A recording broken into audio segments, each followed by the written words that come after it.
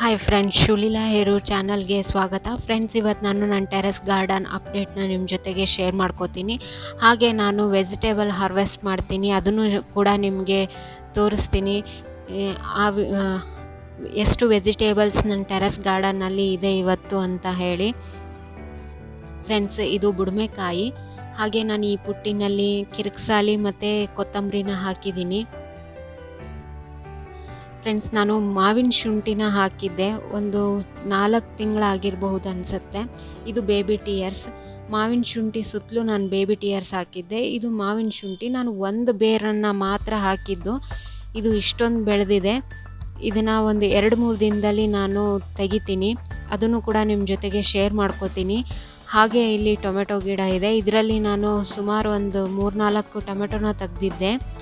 Friends, ಇಲ್ಲಿ ನಾನು ಬಟಾಣಿನ ಹಾಕಿದ್ದೀನಿ. ಇದು ಇಲ್ಲಿ ನಮ್ಮ ಊರ ಕಡೆ ಬೆಳೆಯುತ್ತಾ ಇಲ್ಲ ಗೊತ್ತಿಲ್ಲ, ನಾನು ಟ್ರೈ ಮಾಡೋಣ ಅಂತ ಹೇಳಿ ಹಾಕಿದ್ದೀನಿ. ನಾನು ಒಂದೇ ಪಾಟಲ್ಲಿ ಹಾಕಿಲ್ಲ, ಒಂದು 3-4 ಪಾಟಲ್ಲಿ ಒಂದೊಂದೇ ಹಾಕ್ಕೊಂಡಿದ್ದೀನಿ. ನೋಡೋಣ ಹೇಗೆ ಬರುತ್ತೆ. ಫ್ರೆಂಡ್ಸ್, ಇಲ್ಲಿ ನಾನು ಒಂದು ರಟ್ಟಿನ ಬಾಕ್ಸ್ಗೆ ಒಳಗಡೆ ಪ್ಲಾಸ್ಟಿಕ್ ಕವರ್ ಹಾಕಿ ಅದಕ್ಕೆ ಗೊಬ್ಬರ ಮಣ್ಣನ್ನು ಹಾಕಿ ಇಲ್ಲಿ ಸೀಡ್ಸ್ ಹಾಕಿದ್ದೀನಿ. ಇದು ಕಿರಿಕ್ಸಾಲಿ ಸೀಡ್ಸು, ಸಸಿ. ಇನ್ನೊಂದು ದಪ್ಪ ಅಗಲ ಎಲೆ ಇದೆಯಲ್ಲ, ಅದು ಪಾಲಕ್ ಸೀಡು. ಈಗ ಚೆನ್ನಾಗಿ ಬೆಳೆದಿದೆ ಅದು. ಇದು ಪರ್ಸ್ಲೇನ್ ಗಿಡ. ಇದು ಸೀಸನ್ ಮುಗ್ದಿದೆ, ಇದ್ರ ಕಟ್ಟಿಂಗ್ಸ್ ಹಾಕಬೇಕು. ನಾನು ಇನ್ನೂ ಹಾಕಿಲ್ಲ ಇದನ್ನು. ಇದರಲ್ಲಿ ಪಿಂಕ್ ಕಲರ್ ಹೂ ಬರುತ್ತೆ. ಹಾಗೆ ಇದೊಂದು ಫ್ಲವರ್. ಇದು ಕೆಂಪು ರಾಜಗಿರಿ. ಹಾಗೆ ಇದು ಸಣ್ಣಗಿರೋದು ಕಿರಿಕ್ಸಾಲಿ. ಹಾಗೆ ಈ ರಟ್ಟಿನ ಬಾಕ್ಸಲ್ಲೂ ಕೂಡ ನಾನು ಕೆಂಪು ರಾಜಗಿರಿನ ಹಾಕ್ಕೊಂಡಿದ್ದೀನಿ. ಫ್ರೆಂಡ್ಸ್, ಈ ಬಾಕ್ಸಲ್ಲಿ ನಾನು ವೆಜಿಟೇಬಲ್ ಸೀಡ್ಸ್ನ ಹಾಕಿದ್ದೀನಿ. ಬೆಂಡೆಕಾಯಿ, ಹಾಗಲಕಾಯಿ, ಹೀರೆಕಾಯಿ, ಚೌಳಿಕಾಯಿ, ಈ ಥರ ಎಲ್ಲ ಸೀಡ್ಸ್ನು ಒಂದರಲ್ಲೇ ಹಾಕ್ಕೊಂಡಿದ್ದೀನಿ. ನಾನು ಮೊದಲು ಕೂಡ ಹಾಕಿದ್ದೆ, ಮಳೆಗೆ ಒಂದು ಸ್ವಲ್ಪ ಹಾಳಾಗೋಯ್ತು ನನ್ನ ಸೀಡ್ಸ್ ಎಲ್ಲ. ಹಾಗಾಗಿ ಇದರಲ್ಲಿ ಒಂದರಲ್ಲೇ ಹಾಕ್ಕೊಂಡಿದ್ದೀನಿ. ಇನ್ನೂ ಅದು ಮೊಳಕೆ ಹೊಡೆದು ಬಂದಿಲ್ಲ. ಅದು ಸ್ವಲ್ಪ ಗ್ರೋತ್ ಆದಮೇಲೆ ನಿಮ್ಮ ಜೊತೆಗೆ ಶೇರ್ ಮಾಡ್ಕೋತೀನಿ. ಇದು ಚೌಳಿಕಾಯಿ ಸೀಡು, ಈಗ ಮೊಳಕೆ ಹೊಡಿತಾ ಇದೆ. ಇದು ಕಲೋಂಚಿ ಗಿಡ.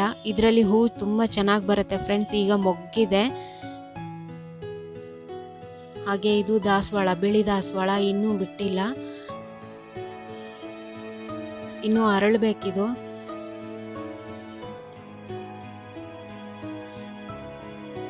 ಹಾಗೆ ಇದು ಲೆಮನ್ ಗ್ರಾಸು. ಇದು 9 o'clock ಫ್ಲವರು. ಇದು ವೈಟ್ ಕಲರಲ್ಲಿದೆ. ಇದು ಕೂಡ ಇನ್ನೂ ಅರಳಿಲ್ಲ. ಇದೆಲ್ಲ ಸೀಸನ್ ಮುಗ್ದಿದೆ ಫ್ರೆಂಡ್ಸ್. ನೋಡಿ, ಈ ಸಣ್ಣ ಬಾಟ್ಲಲ್ಲಿ ಟೊಮೆಟೊ ಬಿಟ್ಟಿದೆ. ಇದರಲ್ಲಿ ಕೂಡ ಕಿರಿಕ್ಸಾಲಿ ಇದೆ. ಇದು ಮೆಣಸಿನ್ಕಾಯಿ ಗಿಡ. ಇದರಲ್ಲಿ ನಾನು ಒಂದು ಸ್ವಲ್ಪ ಮೆಣಸಿನ್ಕಾಯಿನೆಲ್ಲ ಹಾರ್ವೆಸ್ಟ್ ಮಾಡ್ಕೊಂಡಿದ್ದೀನಿ.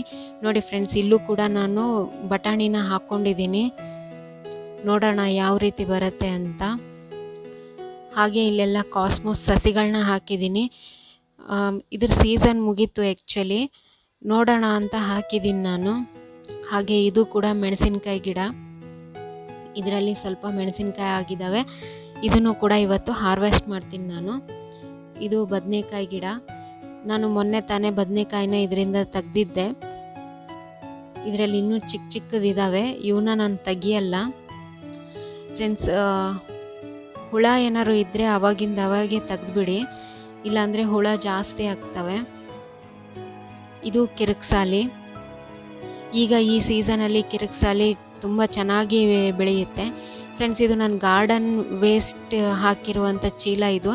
ಇದರಲ್ಲೇ ಸಿಲೋಸಿಯಾ ಪ್ಲ್ಯಾಂಟ್ ಬೆಳೆದಿದೆ, ಬೀಜ ಬಿದ್ದಿರಬೇಕು. ಹಾಗೆ ಅಲೋವೆರಾ ಕೂಡ ಚೆನ್ನಾಗಿ ಬೆಳೆದಿದೆ.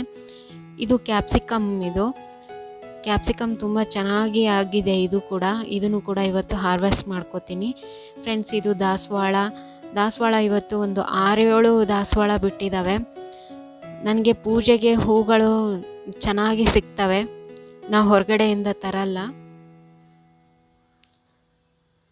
ಹಾಗೆ ಇಲ್ಲೊಂದು ಸಣ್ಣದು ಟೊಮೆಟೊ ಆಗಿದೆ. ಇದು 1 ಲೀಟರ್ ಬಾಟ್ಲಲ್ಲಿ ಹಾಕಿದ್ದು. ಹಾಗೆ ಇದರಲ್ಲಿ ಮೆಣಸಿನ್ಕಾಯಿ ಗಿಡಗಳಿದ್ದಾವೆ. ಇದು ಕೂಡ ನಾನು ಇವತ್ತು ಹಾರ್ವೆಸ್ಟ್ ಮಾಡ್ಕೊತೀನಿ. ಕೆಲವೊಂದು ಚಿಕ್ಕವಿದ್ದಾವೆ, ಕೆಲವೊಂದು ದೊಡ್ಡವಿದ್ದಾವೆ. ಹಾಗೆ ಇವೆಲ್ಲ ಬದನೆಕಾಯಿ ಗಿಡಗಳು.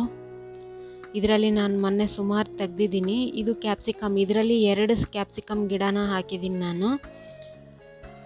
ಹಾಗೆ ಇದು ಬದನೆಕಾಯಿ.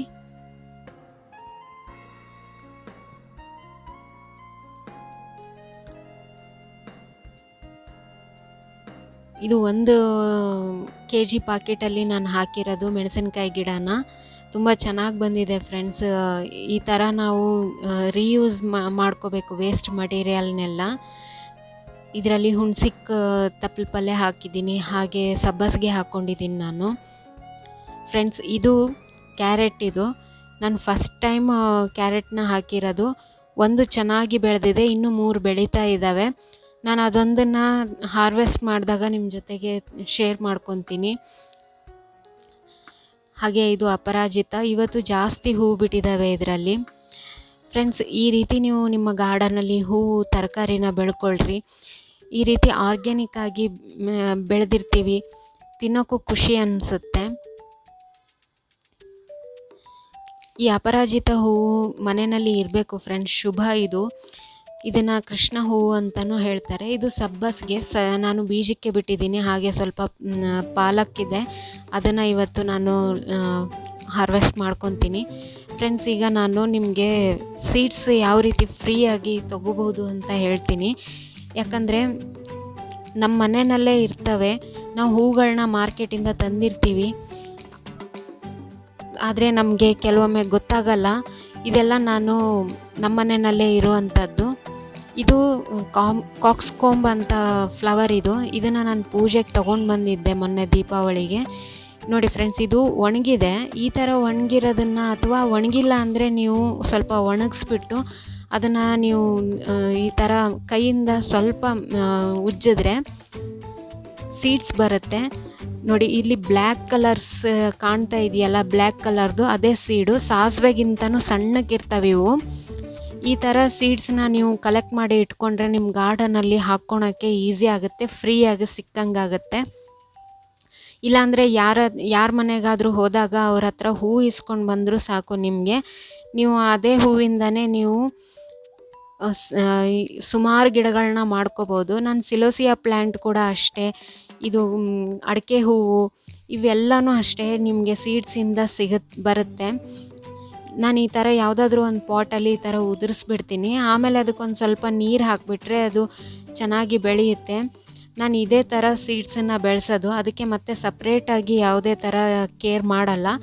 ಫ್ರೆಂಡ್ಸ್, ಈಗ ನೋಡಿರಿ, ನಾನು ಇಷ್ಟೊಂದು ಹಾರ್ವೆಸ್ಟ್ ಮಾಡಿದ್ದೀನಿ. ಸಬ್ಬಸಿಗೆ, ಕ್ಯಾಪ್ಸಿಕಮ್ಮು, ಟೊಮ್ಯಾಟೊ, ಮೆಣಸಿನ್ಕಾಯಿ, ಪಾಲಕ್ಕು, ಇಷ್ಟು ಹಾರ್ವೆಸ್ಟ್ ಮಾಡಿ ಇಟ್ಕೊಂಡಿದ್ದೀನಿ.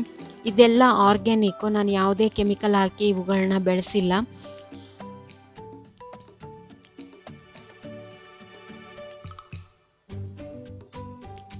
ಫ್ರೆಂಡ್ಸ್, ವಿಡಿಯೋ ಲೈಕ್ ಆಗಿದ್ದರೆ ಲೈಕ್ ಮಾಡಿ. ಹಾಗೆ ಈ ವಿಡಿಯೋ ನಿಮಗೆ ಇಷ್ಟ ಆಗಿದ್ದರೆ ನಿಮ್ಮ ಫ್ರೆಂಡ್ಸ್ಗೆಲ್ಲ ಶೇರ್ ಮಾಡಿ. ಇನ್ನೂ ತನಕ ನನ್ನ ಚಾನಲ್ನ ಸಬ್ಸ್ಕ್ರೈಬ್ ಆಗಿಲ್ಲ ಅಂದರೆ ಸಬ್ಸ್ಕ್ರೈಬ್ ಆಗಿ. Thank you friends.